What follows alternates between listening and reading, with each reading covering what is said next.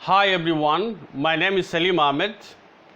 आज मैं फिर लेकर आया हूँ कीपिंग क्वाइट के कुछ और वेरी वेरी इम्पोर्टेंट और प्रोबेबल क्वेश्चंस।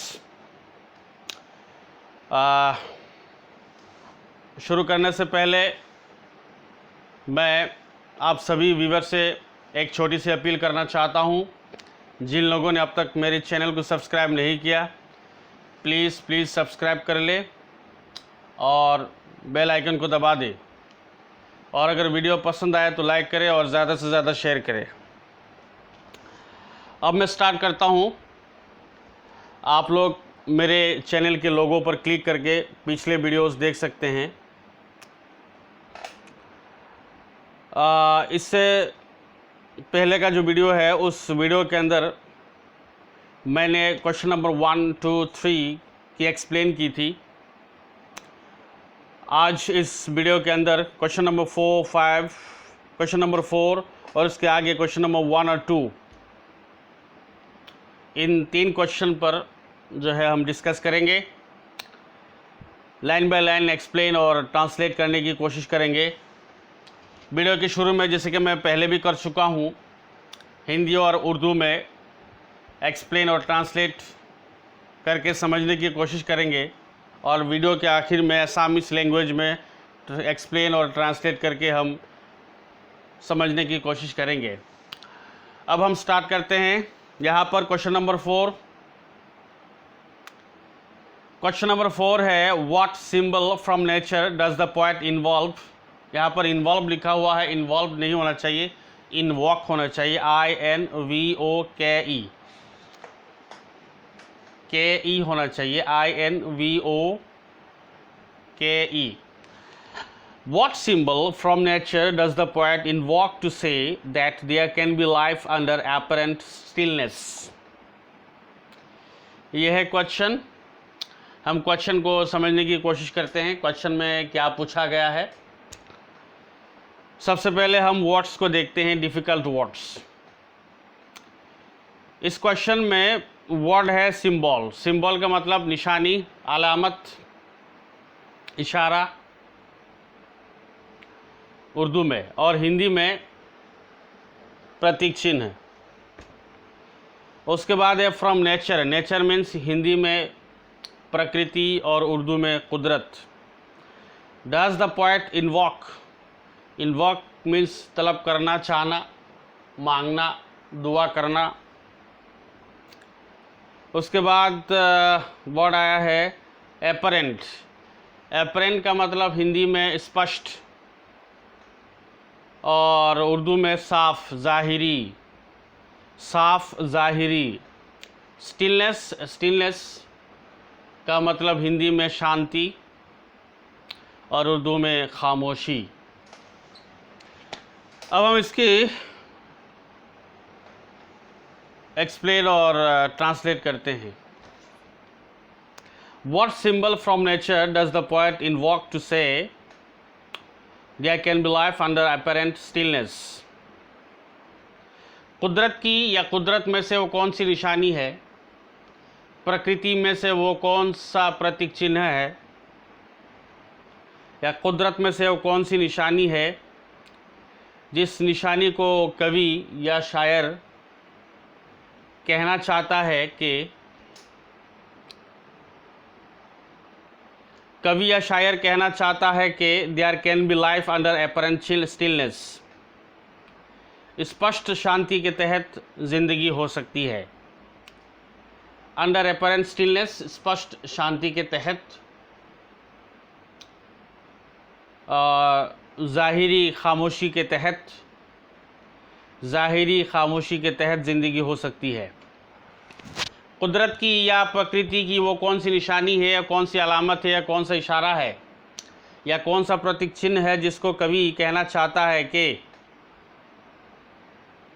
ज़ाहिरी खामोशी के तहत ज़िंदगी हो सकती है। यह है क्वेश्चन। अब मैं आंसर पढ़ता हूँ और एक्सप्लेन और ट्रांसलेट करने की कोशिश करता हूँ। आंसर है, the poet doesn't want us to confuse stillness with total inactivity. There can be life under apparent stillness.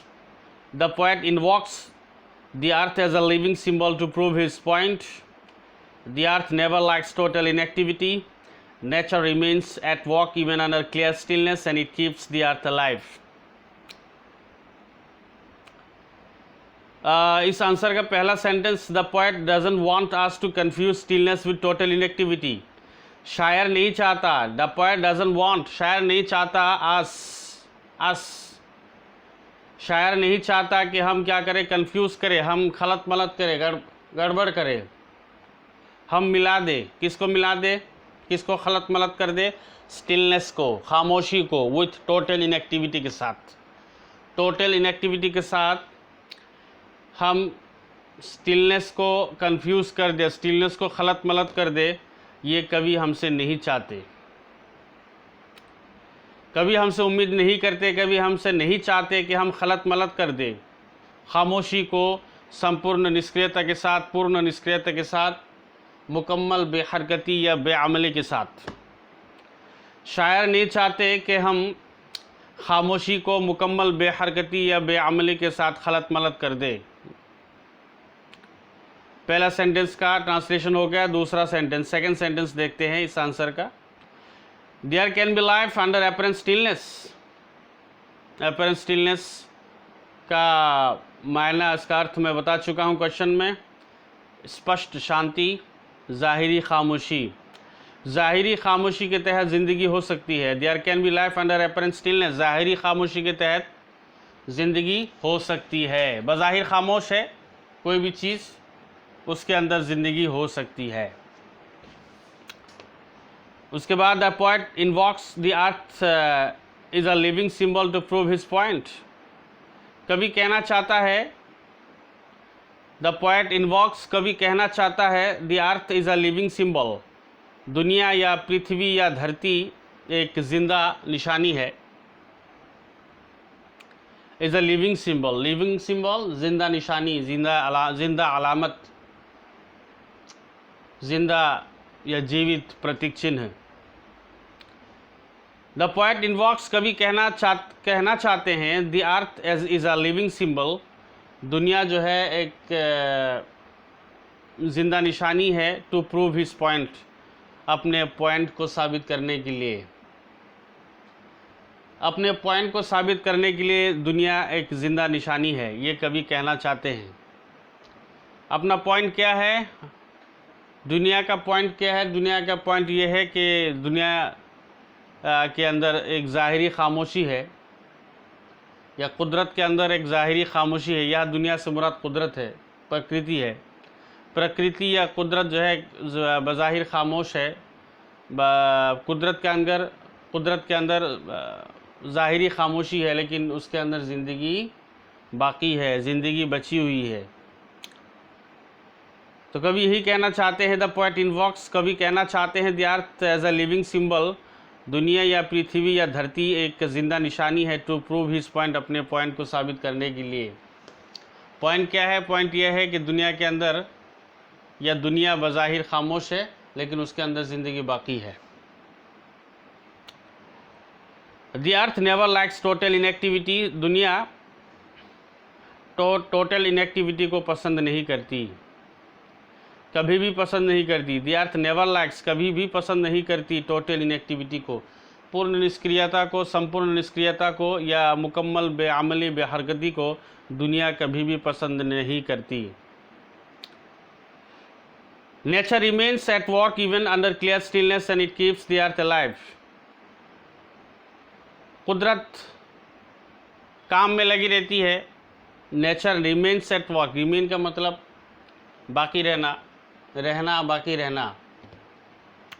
Nature remains at work, कुदरत काम में लगी रहती है, काम में रहती है, प्रकृति काम में रहती है. इवन हत्ता के अंडर क्लियर स्टिलनेस, साफ खामोशी के तहत, ज़ाहिरी खामोशी के तहत, हत्ता के ज़ाहिरी खामोशी के तहत, यहाँ तक के ज़ाहिरी खामोशी के तहत. नेचर रिमेन्स एट वर्क, कुदरत या प्रकृति काम में लगी रहती है. इवन यहाँ तक के, इवन मतलब यहाँ तक के, अंडर क्लियर स्टिलनेस, क्लियर खामोशी के तहत, साफ या ज़ाहिरी खामोशी के तहत। And it keeps the earth alive, और ये चीज़ दुनिया को या कुदरत को ज़िंदा रखती है। And it keeps the earth alive, और ये चीज़ कुदरत को या दुनिया को ज़िंदा रखती है। कुदरत या दुनिया बज़ाहिर खामोश है, और ये खामोशी जो है कुदरत को या दुनिया को ज़िंदा रखती है। यहाँ तक हो गया क्वेश्चन नंबर 4, और उसका आंसर ट्रांसलेशन कर चुका हूँ इनका। अब मैं चलता हूँ नेक्स्ट क्वेश्चन नंबर 1 लिखा हुआ है। Why does the poet ask us to count up to 12? शायर क्यों चाहते हैं कि हम 12 तक गिनती करें? Why does the poet ask us to count up to 12? शायर या कवि क्यों चाहते हैं कि हम 12 तक गिनती करें? आंसर है, there are only 12 hour signs on the clock to measure the hours, so he asks us to count till the clock measures those hours. There are only 12 hour signs, सिर्फ ऑन द क्लॉक, सिर्फ घड़ी पर 12 घंटे की निशानी है। There are only 12 hour signs on the clock, घड़ी के ऊपर या घड़ी पर सिर्फ 12 घंटे की निशानियां है। टू मेज़र द आवर्स, घंटों को मापने के लिए। To measure the hours, measure means मापना, माप लेना। To measure the hours, to measure the hours, घंटों को मापने के लिए घड़ी पर सिर्फ 12 घंटे की निशानियां है। There are only 12 hour signs on the clock to measure the hours. So चुनांचे he asks us to count till the clock measures those hours. चुनांचे वो चाहते हैं, कभी चाहते हैं कि हम गिनती करें यहाँ तक के घड़ी उन घंटों को माप ले। टिल, यहाँ तक के the clock measures those hours, यहाँ तक के घड़ी उन घंटों को माप ले। जब तक घड़ी उन घंटों को माप ना ले तब तक हम 12 तक गिनती करें, ये कभी हमसे चाहते हैं। सो चुनांचे he asks us to count, चुनांचे कभी चाहते हैं कि हम काउंट करें, गिनती करें। टिल, यहाँ तक के the clock measures those hours, यहाँ तक के घड़ी उन घंटों को माप ले, उन 12 घंटों को माप ले। Next question, last question, question number 2 यहाँ पर लास्ट क्वेश्चन इस पेज का नीचे। Why does he ask us to stay still? कवि क्यों चाहते हैं कि हम खामोश रहे? Why does he ask us to stay still? शायर क्यों चाहते हैं कि हम खामोश रहे? आंसर है, too much rush and activity has only brought misfortunes to mankind, so he asks us to keep still. Too much rush and activity. Rush means भीड़, हड़बड़ी, एक्टिविटी सरगर्मी, हैज़ ओनली ब्रॉट मिसफॉर्चून्स बदकिस्मती to Mankind मानव जाति, इंसानियत। Too much बहुत ज़्यादा भीड़ या बहुत ज़्यादा हड़बड़ी, एन एक्टिविटी और सरगर्मी, बहुत ज़्यादा हड़बड़ी, बहुत ज़्यादा भीड़ और सरगर्मी, काम, इंसानी ज़िंदगी में बदकिस्मती, सिर्फ बदकिस्मती लाई है। बहुत ज़्यादा हड़बड़ी और बहुत ज़्यादा सरगर्मी इंसानी ज़िंदगी में सिर्फ बदकिस्मती लाई है। Too much rush and activity has only brought misfortunes to mankind. बहुत ज़्यादा भीड़ या हड़बड़ी और सरगर्मी या काम हैज़ ओनली ब्रॉट, सिर्फ लाए हैं, मिसफॉर्चून्स टू मैनकाइंड, इंसानी ज़िंदगी में मानव जाति के अंदर बदकिस्मती। तो बहुत ज़्यादा हड़बड़ी या बहुत ज़्यादा भीड़ और बहुत ज़्यादा सरगर्मी, काम जो है इंसानी ज़िंदगी के अंदर सिर्फ बदकिस्मती लाती है। सो चुनांचे he asks us to keep still. चुनांचे कवि चाहते हैं कि हम खामोश रहे। कीप स्टिल मीन्स खामोश रहना। चुनांचे कवि या शायर चाहते हैं कि हम खामोश रहे। हो गया यहाँ तक। उम्मीद करता हूँ आप लोगों को समझ में आ गया होगा। आप लोगों का बहुत बहुत शुक्रिया। Many thanks for watching this video. जिन लोगों ने अब तक मेरे चैनल को सब्सक्राइब नहीं किया उनसे गुजारिश है कि सब्सक्राइब कर लें, बेल आइकन को दबा दें, पसंद आए तो लाइक करें और शेयर करें, कमेंट करें। अब मैं असामीस लैंग्वेज में एक्सप्लेन और ट्रांसलेट करूँगा, जैसा कि मैं वीडियो के शुरू में मैंने कहा था। मोहम्मद ছাত্ৰ ছাত্ৰীসকল, ইয়াত আছে কুৱেশ্যন নম্বৰ 4। 4ৰ পৰা আমি ষ্টাৰ্ট কৰি আছোঁ এইটো পেজৰ। ইয়াৰ আগৰ ভিডিঅ'টোত আমি কুৱেশ্যন নম্বৰ 1, 2, 3 এক্সপ্লেইন আৰু আমি ট্ৰান্সলেট কৰিছিলোঁ। আজিৰ এই ভিডিঅ'টোত মই কুৱেশ্যন নম্বৰ 4, কুৱেশ্যন নম্বৰ 4ৰ পিছত কুৱেশ্যন নম্বৰ 1 আৰু 2 এই তিনিটা কুৱেশ্যনৰ ট্ৰান্সলেট আৰু এক্সপ্লেইন লাইন বাই লাইন কৰিবলৈ মই চেষ্টা কৰিম। এতিয়া ষ্টাৰ্ট কৰিছোঁ। What symbol from nature does the poet invoke to say that there can be life under apparent stillness? প্ৰকৃতিৰ কোনটো প্ৰতীক চিহ্নক কবিয়ে ক'বলৈ বিচাৰিছে? What symbol, কোনটো প্ৰতীক চিহ্ন from nature, প্ৰকৃতিৰ পৰা বা প্ৰকৃতিৰ, does the poet invoke, এইটো invoke হ'ব আচলতে INVOKE, invoke to say, invoke means হৈছে বিচৰা, that there can be life, জীৱন, under, অধীনত, apparent stillness, apparent means হৈছে স্পষ্ট, স্পষ্টকৈ, স্পষ্ট, stillness শান্তি। What symbol from nature, প্ৰকৃতিৰ কোনটো প্ৰতীক চিহ্নক does the poet invoke to say, কবিয়ে ক'বলৈ বিচাৰিছে that there can be life under apparent stillness, স্পষ্ট শান্তিৰ অধীনত জীৱন থাকিব পাৰে। there can be life, জীৱন থাকিব পাৰে, জীৱন হ'ব পাৰে under apparent stillness, স্পষ্ট শান্তিৰ অধীনত।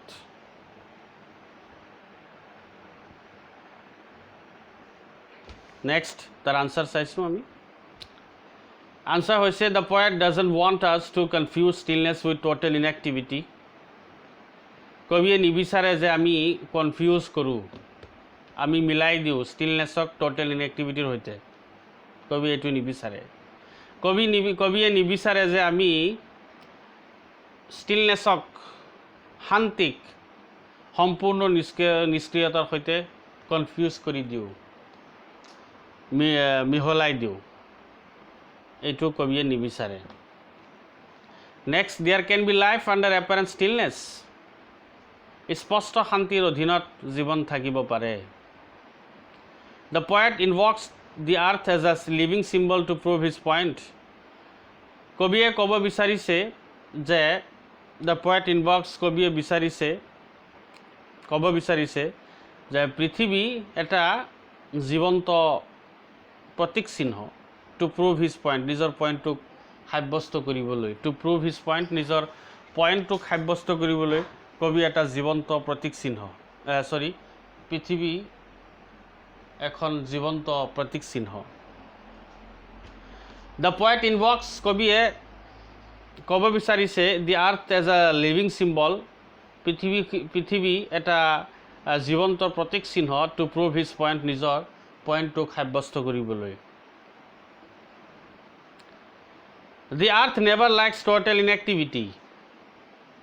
কবিয়ে কেতিয়াও সম্পূৰ্ণ নিষ্ক্ৰিয়তাক পচন্দ নকৰে। The earth never likes total inactivity। পৃথিৱীয়ে কেতিয়াও টোটেল ইনএক্টিভিটি, সম্পূৰ্ণ নিষ্ক্ৰিয়তাক পচন্দ নকৰে। Nature remains at work even under clear stillness and it keeps the earth alive। প্ৰকৃতি সদায় কামত লাগি থাকে। Then nature remains at work, remains means থকা। নেচাৰ ৰিমেইনছ এট ৱৰ্ক, প্ৰকৃতি কামত লাগি থাকে, কামতেই থাকে। ইভেন আনকি আণ্ডাৰ ক্লিয়াৰ ষ্টিলনেছ, আনকি স্পষ্ট শান্তিৰ অধীনতো, আণ্ডাৰ ক্লিয়াৰ ষ্টিলনেছ, আনকি স্পষ্ট শান্তিৰ অধীনতো, and it keeps the earth alive, আৰু এই বস্তুটোৱে পৃথিৱীখনক জীৱন্ত কৰি ৰাখে, জীৱিত কৰি ৰাখে। And it keeps the earth alive, আৰু এই বস্তুটোৱে পৃথিৱীখনক জীৱন্ত কৰি ৰাখে, জীৱিত কৰি ৰাখে। ইয়ালৈকে হৈ গ'ল। Next question number 1, why does the poet ask us to count up to 12? কবিয়ে কিয় বিচাৰিছে যে আমি 12লৈকে গণনা কৰোঁ?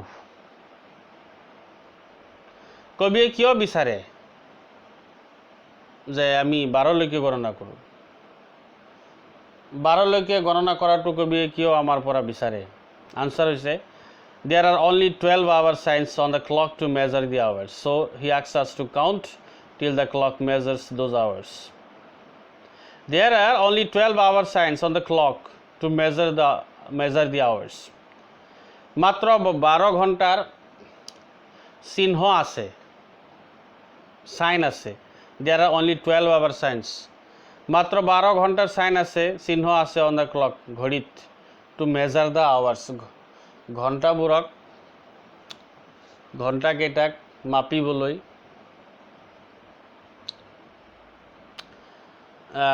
ঘণ্টাকেইটাক মাপিবলৈ, নাপিবলৈ মেজাৰ ল'বলৈ ঘড়ীত কেৱল 12 ঘণ্টাৰ চিহ্ন আছে বা 12 ঘণ্টাৰ চাইন আছে। চ' গতিকে হি asks us to count, গতিকে তেখেতে বিচাৰিছে যে আমি 12লৈকে গণনা কৰোঁ। চ' হি asks us to count, গতিকে কবিয়ে বিচাৰিছে যে আমি 12লৈকে গতিকে কবিয়ে বিচাৰিছে যে আমি গণনা কৰোঁ till the clock measures those hours, ঘড়ীয়ে সেই ঘণ্টাবোৰক মপালৈকে।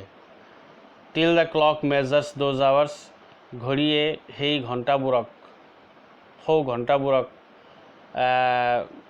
মেজাৰ কৰালৈকে, মপালৈকে কবিয়ে বিচাৰিছে যে আমি গণনা কৰোঁ।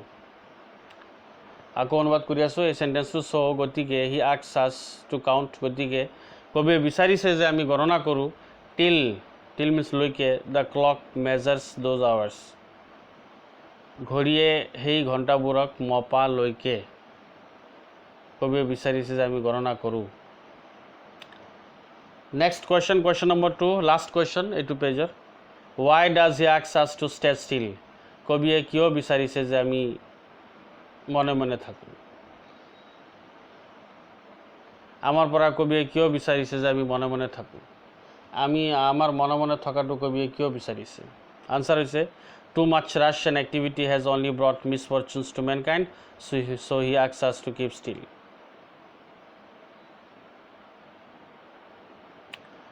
बहुत बेसी तत्परता, too much बहुत बेसी, rush तत्परता, भीड़, and activity काम, बहुत बेसी तत्परता আৰু কামে কেৱল মাত্ৰ মানুহৰ জীৱনত দুৰ্ভাগ্য কঢ়িয়াই আনিছে। has only brought third form ব্ৰিঙৰ, কঢ়িয়াই অনা, misfortunes দুৰ্ভাগ্য, mankind মানৱ জাতি।